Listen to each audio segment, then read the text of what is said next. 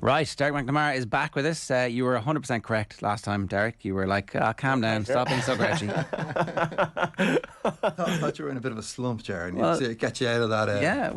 I was using the eye test, which is wrong. We should rely on data and analytics and facts and figures. Yeah, well, that's why I'm here. Yeah, it was a good game, wasn't it? It was. It's. I suppose there's many different ways of looking at it, but yeah. What did you think? What was your initial feeling when you saw it? I think that we controlled the game, like in a way that. A couple of things ringing in my head was we're not going to be held up over the line as many times as we are again, and the tries will come for us. But our defence was significantly better. It seemed more aggressive, and it seemed like they had no real clue what to do in the face of our defence. Yeah, which gives you good confidence. A little bit concerned at half time that we hadn't got further ahead, but their indiscipline was so spectacularly bad. Yeah, that you'd be worried. And then the other worry was that Jakob Piper as referee was so sclerotic and just like off, that he could easily have made a mistake in the second half that would have cost Ireland, you know. Yeah. I suppose from breaking it down though, it's a very interesting kind of test case, because not all games pan out like this, obviously, with the amount of cards, but also when I kind of look back and I noticed that Sam Whitelock was out. So I got a bit of a stat here just around showing his kind of involvement in the game. So it was the first thing when I kind of, before the game, I looked into the analysis of the previous game, and I saw that Sam Whitelock was the biggest work rate. So this is a graph showing the work rate of all the players from 1 to 23 and their impacts in the game. Okay. And it's a very simple graph. It's a very, one pass equals 1 point, basically, so we can see where the players are. And what's the percentage figure, just for people who are listening? So you've got overall, 1,500 activities in the game. This is just a percentage of what each player is doing of those 1,500 activities. Okay, so it looks like Aaron Smith is the most important player, or certainly the most active player. But he's the passer. He's the link between the forwards and backs. So he's obviously going to have more activity. And this is why this graph is not perfect. So this is just a run of the mill work rate graph. We can adjust that for like you say, to bring the graph down and make it much more level. But for us to show what impact the players had on the pitch. We can stick it back up there. So the idea here is to look at, there's two people that we want you to kind of take a look at. There's Sam Whitelock and there's Arya Sevilla. So both of them had just around 7.1% of work rate. Joint second. First and second. So two guys that are... Beauden Barrett also at 7.1, which again you'd expect somebody who's getting a lot of ball. But yeah, exactly. The two most important players in the New Zealand pack are at 7.1. Yeah. So and then if we flick onto the next slide, we can see that Sam obviously isn't there, and Sam is like a back row, right? So Sam is he's like a defensive back row. There's different types of players, and Sam would be considered a dynamic back row, or dynamic second row. So he does a lot of things. He does passing, carrying, and tackling. A lot of tackling. But then because you've got Ari Sevilla, who got substituted off by his coaching's mistake, you're taking away your two most dynamic players. And as a result, the New Zealand team lost their shape really badly. So I think the first card was at 16 minutes, the second card at 24, and the third card at 31. But as soon as the first card lost, you could see the New Zealand team started losing their shape. So, and what that means is you basically have one or two more people that are in a position where they can clearly see that they're not sure what they're supposed to do. Yeah. So you got players running into each other. You got people that are out of shape, out of place, or passes going to ground. And for me, that was the biggest thing, that they just didn't have the game plan that they whatever. Well, I would actually, and this is one of the reasons why I'm quite positive about this weekend's Ireland's chances, is that the errors and issues and the problems that are there are, from my perspective, from an analytical perspective, are pretty deep. Okay, so they're not, because I was going to say, if you were talking to a New Zealand crowd this week, you'd be like, don't be so pessimistic. All we got to do is fix Sam Whitelock coming back. Yeah. And Artie Survey is going to play the full game, and boom, all of a sudden there's a transformative impact there. But the problem with that is that the trajectory of what New Zealand's performance analytics has been over the last number of years has not been like this. It's not been bad. Yeah. But it hasn't been going up. You know what I mean? Plateaued, or pardon? Plateaued, or just no, getting slightly worse. Like they're, so I know a couple of the guys in New Zealand rugby. So I've have communication with them, and you know, one area that they started looking at once I started being involved with them was around the breakdown. But they've forgotten all about that again, and you can see it in their body. You know, if you look at a lot of the players, especially the front five, a lot of their body positions are sideways coming into the ruck. Well, it's mad because they obviously they'd never get penalised for it, or very randomly. And then last week they said we are going to penalise this, and it's transformative. That's just a certain type of. So what you're talking about there is a blowout ruck. So that's where the guys come in and there's another person trying to steal the ball, and you know the guy has to come along and blow the other player out to try and make sure that the ball is retained. But what I'm talking about is guys coming in, standing sideways, looking at the ball, which means that they're very open to be pushed back on their own ball, disrupting their scrum half, which you can see the Irish players were doing. You'll see that, you know, every once in a while you'll see a player falling back nearly onto the scrum half, and that's because their body positions. And that tells me that it's not just being coached. one-off. Yeah. It's not being coached. No, it's a prolonged period of. How could that be at that level of rugby? no. I mean, Well, because they're so spectacularly talented. that they can get away with it, or that the referees sort of. So technique isn't really coached in rugby a lot of the time, especially at the breakdown, and that's changing now. Like that's something that since I've been involved in the game, I've tried helping all teams that I'm involved. So you see when you go to training sessions, you'll see players come along and they'll do exactly that. And the idea is to get coaches to understand that what really matters is making sure that your body positions are right. And then you take things from different sports, right? So different sports do different things. And you look at the way in which I brought up American football a couple of times, just because I worked with an American football company. But if you look back at the way in which they're trying to combat the head injury problems, they're coaching players to keep their head up so their spine is straight and they're able to see what's coming in front of them. And that's what you'll see that Josh van der Fleer is like that, really good rucker. You see the South African captain. Lisi. Yeah, Lisi. And what you'll see, he'll get down and he'll get his body up and he'll be looking at where the threat is coming from. And as a result, that small little change in knowing what's going to come allows players to work on their technique, and technique becomes much more important. And it's the same with that for all skill sets, right? So that's one thing that our analysis platform helps teams do, is work on technique rather than just numbers, you know. And the idea is then, with working on technique and improving skill sets over periods of time, skill sets get better, which means player size gets smaller, which means that the impacts get less, and that's the kind of that's what I'm trying to do in the game, is trying to evolve the game through skill rather than, because more skillful, faster, smaller players always going to be, because rugby is a game of what do you call it? Where you can't touch the other person, you're trying to avoid the other people. So if you got faster, smaller, more skillful players, you're going to win. Evasion, that's the word. Yeah. Manager.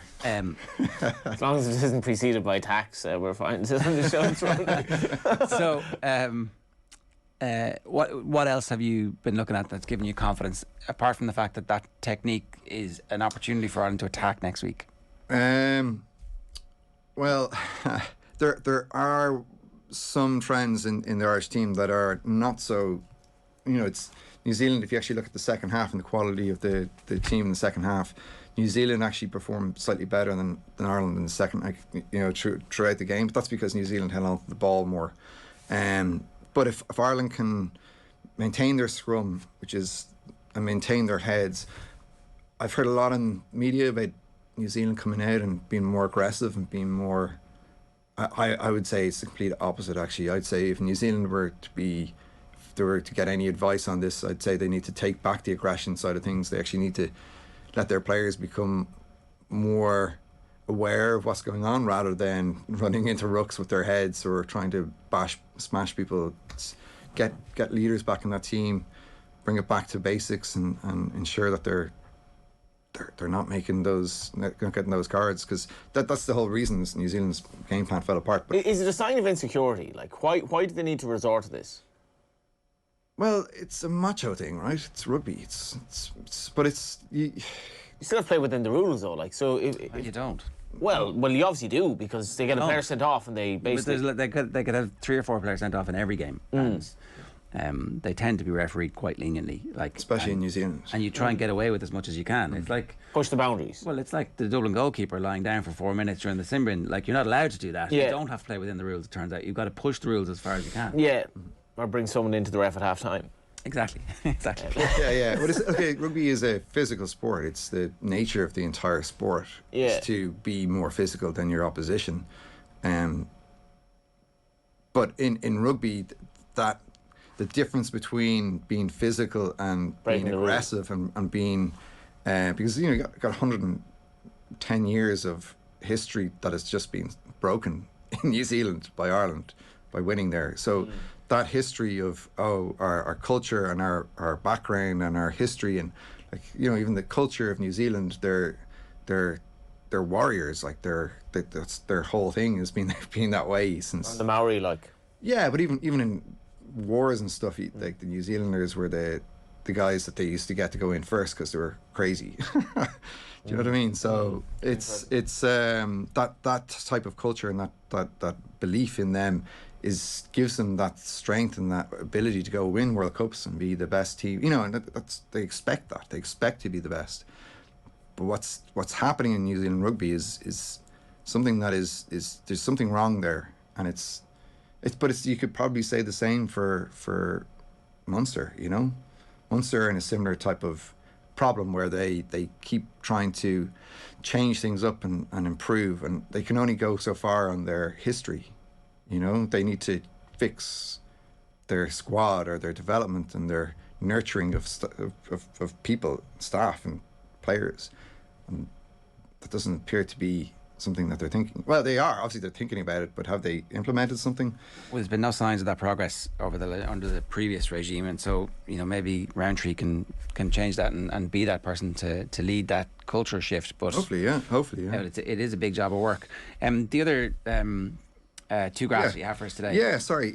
So the other thing that I was just bringing up is just the similarities between Leinster and Ireland. So you'd probably say obviously they're nearly the same team, but in this graph we can see that in the 3 main things that teams do in the game, which is carrying, rucking and tackling, are nearly identical apart from tackling, because Ireland actually do a lot more passing. So if you go back to the graph, sorry. So the first one there. Yeah. So basically what we're seeing here is that Ireland actually pass a lot more. Ireland are in green and Leinster are in blue, as you might expect. And so the carrying stats are 30% each, the rucking is 20% each, tackling is 19% Leinster, 14% Ireland. So there's a bit of a change there, and Ireland actually pass more than Leinster. Yeah, Ireland are a passing team. Yeah, they've definitely passed a lot more. But when we go to the actual quality, this is just giving you a representation of what both teams do, which is they're very, very, very similar, really, really, really similar. But then if you go to the actual next graph, which is the quality of both, you can actually see that Ireland as a team are better at carrying, but then they're nearly identical at passing, tackling and rucking and kicking. So the quality of both teams is nearly identical. And the actual way in which they play is very, very similar, except for they pass a little more. If I was to put in a different team in here, the graph would be totally skewed. So just from an analytical perspective, they play in the same game plan, they're implementing the same type of approach, they're doing a little bit more passing, but the quality of the teams is remaining very, very similar. So the Leinster platform is really good for Ireland, and Ireland and Leinster obviously benefit then from having their best players go and experience world-class rugby and come back. Yeah, I think there's a little bit of a difference. Like Sapundiaki would be a second receiver instead of Sexton, which I've seen in the Six Nations and things like that. So I'd say you might see a bit of that come Saturday. Okay. What do you think of Kieran Frawley at out half? What's happening with you? I mean, I'm just throwing this to you here without having, I brought this up this morning. It's like, who is this guy? I mean, how many more out halves do we have that aren't Sexton? It's like, I don't know, Jer. I don't know. I don't have the data. I wouldn't speculate. Okay, I haven't had a chance to actually look at the Mary game yesterday. Right. Well, actually, so you have the data. How important is Sexton? Like, What happens after Sexton? How do Ireland finally start without Sexton? Pray. I don't know. Like there's, we've He's talked only about this 37. before. Yeah, no, we've talked about this before. But the blueprint for a scrum or for a 10 is, it's set there. He needs to be able to carry the ball, he needs to be able to pass the ball, but he needs to be able to kick the ball, and he needs to be able to kick the ball over the bar. But the way in which he does it, and it's something that we have analysed from this week, but I don't have the data set. I wasn't able to calculate it for today. I might be able to do it for next week. But is his ability to get to the line and so applying pressure versus being under pressure. So applying pressure is you bringing the ball to the opposition and forcing your opposition to not know where the ball's going to go, compared to applying or being under pressure, which is them forcing you to make a mistake. New Zealand last week didn't apply any pressure whatsoever. So Leinster were able to apply, force their own pressure on New Zealand by bringing the ball to the line and players going. That was a Freudian slip there. Did you notice? Yeah. You said Leinster were able to apply that pressure. Yeah. Interchangeable. I nearly let it away. Yeah. But it is Leinster's game plan to a certain extent, implemented with slightly better players, and fully Irish players. There seems to be more offloading for Ireland. When you said they're more passing, is that? I seem to keep all alive a bit more often. I don't want to spend 5 minutes looking at that. No, that's fine. But it would make sense. But again, you got to take into consideration the weather conditions. Yeah. Right. So that was indoors last week. Yeah, totally different from the first one. Yeah, exactly. Yeah, but basically the difference, we talked about this the previous week, is without Sexton, we got destroyed. When Sexton was there, we were doing really well before he got injured. I mean, it's not really that much. He's a leader though as well. So Yeah, well, I think psychologically is a big thing. Yeah, but he's in the conversation for our greatest ever player. Yeah. Right, Derek, good stuff. Thanks very much. Enjoy the game this weekend. Thank you. It's Derek McNamara, Sports Asset Management there. A reminder, OTB AM brought to you live each morning by Gillette Labs for an effortless finish to your day.